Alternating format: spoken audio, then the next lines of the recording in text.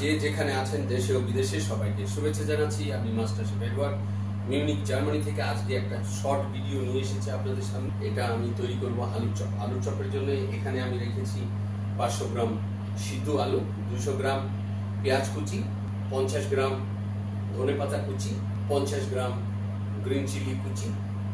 এর মধ্যে আমি ব্যবহার করব হোয়াইট পেপার, সল্ট। এটা দিয়ে সুন্দর একটা ডো তৈরি করব।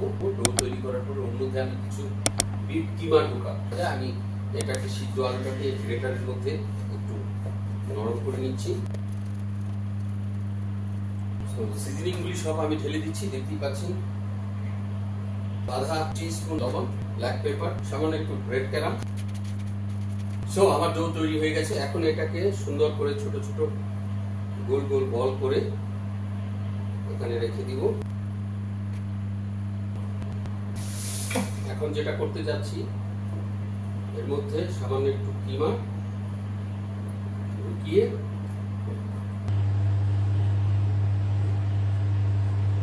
আবারও রেখে দিচ্ছি।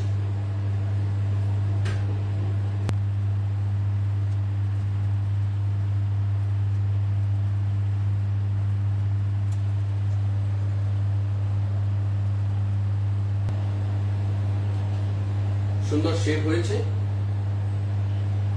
সামান্য একটু ময়দা লাগিয়ে তারপর ডিমে ঢেলে দিলাম।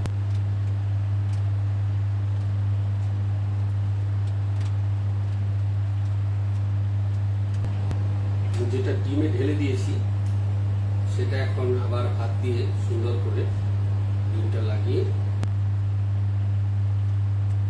প্রত্যেকটা ডিম লাগিয়ে আবার ব্রেড ক্রাম্বে ঢালবো। তো বন্ধুরা, আমার আলুর চপ ফ্রাই করার জন্য রেডি হয়ে গেছে।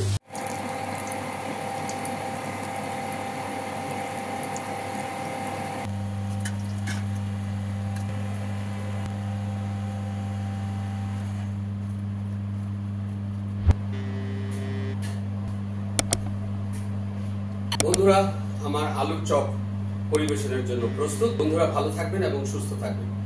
রেসিপিটা ভালো লাগলে লাইক ও শেয়ার করতে ভুলবেন না।